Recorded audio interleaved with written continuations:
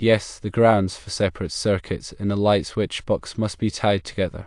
National Electrical Code, (NEC), Section 250.148 addresses the grounding of multiple circuits.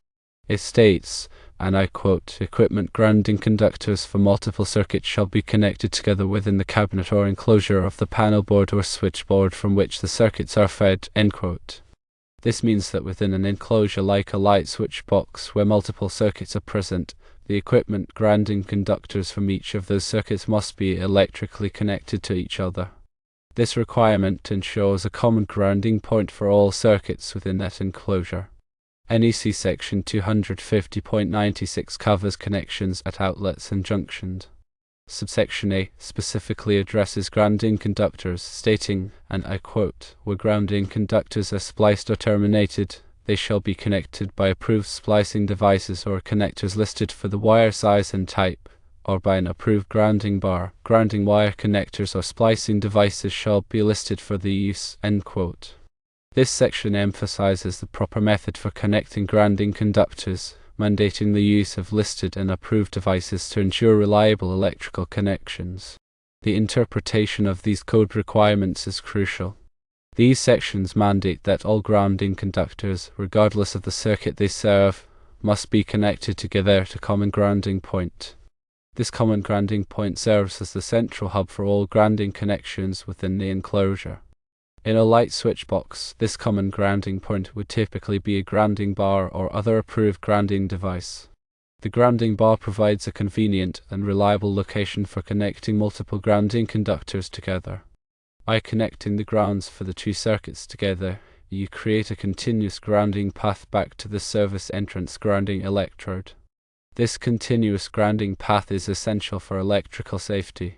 It ensures that all metal parts of the electrical system, including the light fixture and receptacles, are properly grounded and protected from electrical shock hazard.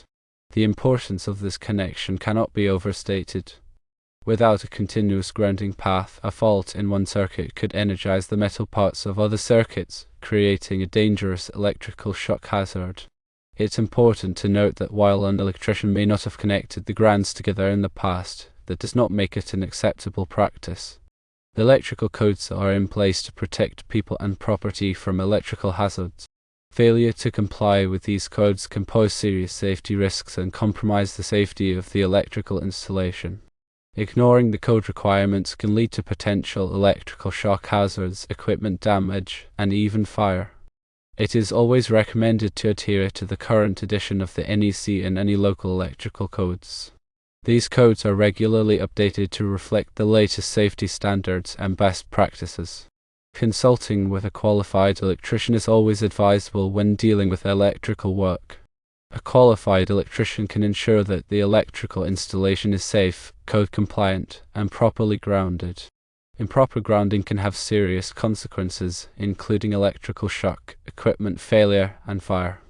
Therefore, it is essential to prioritize safety and follow all applicable electrical codes and regulations. To further illustrate the importance of this connection, consider a scenario where a fault occurs in the light circuit. Without a proper grounding connection, the fault current could flow through the metal parts of the light fixture, potentially energizing them and creating a shock hazard for anyone who touches the fixture. However, if the grounds for the light circuit and the switched receptacle circuit are properly connected together, the fault current will have a low resistance path back to the service entrance grounding electrode. This low resistance path will cause the circuit breaker to trip, quickly energizing the circuit and preventing a shock hazard. Similarly, if a fault occurs in the switched receptacle circuit, the proper grounding connection will ensure that the fault current flows back to the service entrance grounding electrode, tripping the circuit breaker and preventing a shock hazard. The connection of grounding conductors also helps to reduce electromagnetic interference, or EMI. EMI can interfere with the proper operation of electronic devices, causing malfunctions or data loss. By providing a low impedance path for stray currents to flow back to the source, grounding helps to minimize EMI and improve the performance of electronic equipment. Therefore, connecting the grounds for separate circuits in a light switch box is not only a code requirement, but also a crucial safety measure. It protects against electrical shock hazards, prevents equipment damage, reduces electromagnetic interference, and ensures the overall safety and reliability of the electrical system. When working with electrical circuits, it's important to use approved splicing devices or connectors listed for the wire size and type. These connectors are designed to provide a secure and reliable electrical connection that will not loosen or corrode over time. The connectors should be listed by a recognized testing laboratory such as Underwriters Laboratories or UL to ensure that they meet safety standards. A grounding bar is a convenient way to connect multiple grounding conductors together in an electrical box. The grounding bar is typically made of copper or aluminum and has multiple screw terminals for attaching the grounding conductors. The grounding bar should be securely mounted to the electrical box and should be properly sized for the number of grounding conductors being connected. When connecting grounding conductors to a grounding bar, it's important to use the correct size of screw terminal for the wire size. The screw terminal should be tightened securely to ensure a good electrical connection. It's also important to make sure that the grounding conductors are properly stripped and that the insulation is not damaged. Damaged insulation can create a potential shock hazard. In addition to connecting the grounds for separate circuits together, it's also important to ensure that the electrical box itself is properly grounded. The electrical box should be connected to the building's grounding system using a grounding screw or other approved method. This will help to protect against electrical shock hazards if the metal parts of the electrical box become energized. Grounding is an essential part of electrical safety. By properly grounding electrical circuits and equipment, you can help to protect against electrical shock hazards, prevent equipment damage, and ensure the overall safety and reliability of the electrical system. If you are not comfortable working with electrical circuits, it's always best to consult with a qualified electrician. A qualified electrician can ensure that the electrical installation is safe, code compliant, and properly grounded. In summary, the key takeaways are: firstly, NEC section 250.148 requires that equipment grounding conductors for multiple circuits be connected together within enclosures. Secondly, NEC section 250.96 specifies that grounding conductors must be connected by approved splicing devices or connectors. Thirdly, connecting grounds creates a continuous grounding path, crucial for safety. Fourthly, failure to comply with grounding requirements can lead to electrical shock hazards. And fifthly, always consult with a qualified electrician for electrical work to ensure code compliance and safety. Grounding is a critical safety measure in electrical systems. Understanding the code requirements and following best practices for grounding is essential for protecting people and property from electrical hazards. Remember, when in doubt, always consult with a qualified electrician.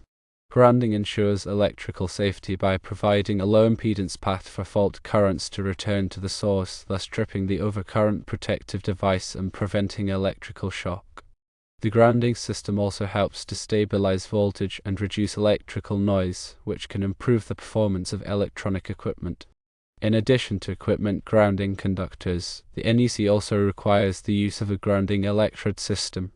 The grounding electrode system typically consists of a ground rod, a metal water pipe, or a concrete encased electrode. The grounding electrode system provides a connection to earth, which helps to stabilize voltage and provide a path for fault currents to dissipate. The grounding electrode system should be properly sized and installed in accordance with the NEC. The size of the grounding electrode conductor is based on the size of the service entrance conductors. The grounding electrode conductor should be connected to the grounding electrode using approved connectors. The grounding electrode system should be inspected regularly to ensure that it is in good condition. Damaged or corroded grounding electrodes should be replaced immediately. The NEC also requires the use of ground fault circuit interrupters or GFCIs in certain locations. GFCIs are designed to protect people from electrical shock hazards by detecting ground faults and quickly interrupting the circuit. GFCIs are required in bathrooms, kitchens, and other locations where there is a risk of exposure to water. GFCIs should be tested regularly to ensure that they are working properly. Electrical safety is a shared responsibility. By following the NEC requirements and best practices for grounding and GFCI protection, Everyone can help to prevent electrical shock hazards and ensure the safety of electrical systems. If you have any questions about electrical safety, please consult with a qualified electrician. They can provide you with expert advice and assistance. The proper installation and maintenance of grounding systems are essential for electrical safety. Make sure to follow all applicable codes and regulations, and always consult with a qualified electrician if you have any questions. Now let's delve a bit deeper into the practical aspects of grounding in a light switch box. Consider the physical setup. You have a metal or plastic box, incoming wires from the power source, wires leading to the light fixture, and wires leading to the switched receptacles. Within this box, you'll find various wire connectors, possibly a grounding bar, and of course, the light switch itself. The grounding conductors, which are typically green or bare copper wires, are the focus of our attention. These wires are connected to the metal parts of the electrical system, such as the light fixture, the receptacles, and the metal box itself if it's a metal box. The grounding conductors provide a low resistance path for fault currents to flow back to the source, which is the service entrance where the main electrical panel is located. To properly ground the circuits in the light switch box, you need to connect all the grounding conductors together. This can be done using various methods, such as wire connectors, crimp connectors, or a grounding bar. A grounding bar is a convenient way to create a central grounding point within the box. It's a metal bar with multiple screw terminals where you can attach the grounding conductors. When using wire connectors, make sure they are listed for grounding purposes and are properly sized for the number and gauge of the wires you are connecting. The connectors should be tightened securely to ensure good electrical connection. If the light switch box is made of metal, it must also be grounded. This is typically done by connecting a grounding wire to a grounding screw on the box. The grounding wire should then be connected to the other grounding conductors in the box. If the light switch box is made of plastic, it does not need to be grounded. However, the metal devices mounted in the box, such as the light switch and the receptacles, must still be grounded. In some cases, the light switch and receptacles may have self-grounding features, which means that they make direct contact with the metal box when they are installed. However, it's always a good practice to verify that the devices are properly grounded, even if they have self-grounding features. This can be done by using a multimeter to measure the resistance between the grounding terminal of the device and the grounding system. The resistance should be very low, typically less than 1 ohm. If the resistance is high, it indicates a poor grounding connection. Remember, proper grounding is essential for electrical safety. It protects against electrical shock hazards, prevents equipment damage, and ensures the overall reliability of the electrical system. When working with electrical circuits, always follow the NEC requirements and best practices for grounding. And if you're not comfortable working with electrical circuits, always consult with a qualified electrician. They can ensure that the electrical installation is safe, code-compliant, and properly grounded. Let's also consider some common misconceptions about grounding. One misconception is that grounding is only necessary for metal electrical boxes. This is not true. Even if the electrical box is made of plastic, the metal devices mounted in the box, such as the light switch and the receptacles, must still be grounded. Another misconception is that grounding is only necessary for circuits that supply power to sensitive electronic equipment. This is also not true. Grounding is necessary for all electrical circuits, regardless of the type of equipment they supply. Grounding provides a path for fault currents to flow back to the source, which is essential for protecting against electrical shock hazards. Another misconception is that you can simply connect the grounding conductor to a metal water pipe to ground the electrical system. This is not allowed by the NEC. The NEC requires the use of a grounding electrode system, which typically consists of a ground rod, a metal water pipe, or a concrete encased electrode. The grounding electrode system provides a connection to earth, which helps to stabilize voltage and provide a path for fault currents to dissipate. Another important aspect of grounding is the use of proper wiring methods. The NEC specifies the types of wiring methods that are allowed for different applications. When installing electrical wiring, it's important to use the correct type of wiring method for the application.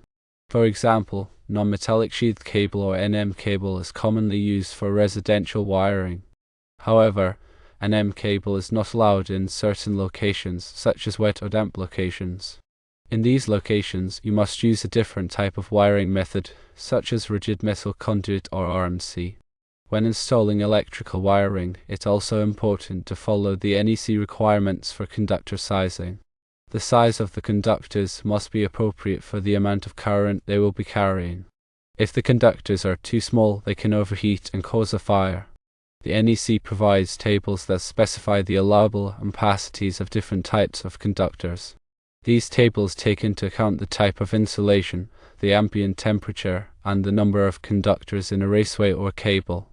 When sizing conductors, it's important to consider all of these factors. In addition to conductor sizing, it's also important to protect the conductors from physical damage. This can be done by installing the conductors in a raceway, such as conduit or electrical metallic tubing or EMT. A raceway provides a physical barrier that protects the conductors from damage. Raceways should be properly supported and installed in accordance with the NEC. When installing electrical wiring, it's also important to use the correct type of connectors. The connectors should be listed for the type of wiring method being used. The connectors should be tightened securely to ensure a good electrical connection. Loose or corroded connections can cause overheating and create a fire hazard. Finally, it's important to inspect the electrical wiring regularly to ensure that it is in good condition. Look for signs of damage such as cracked or frayed insulation, loose connections, or corroded terminals.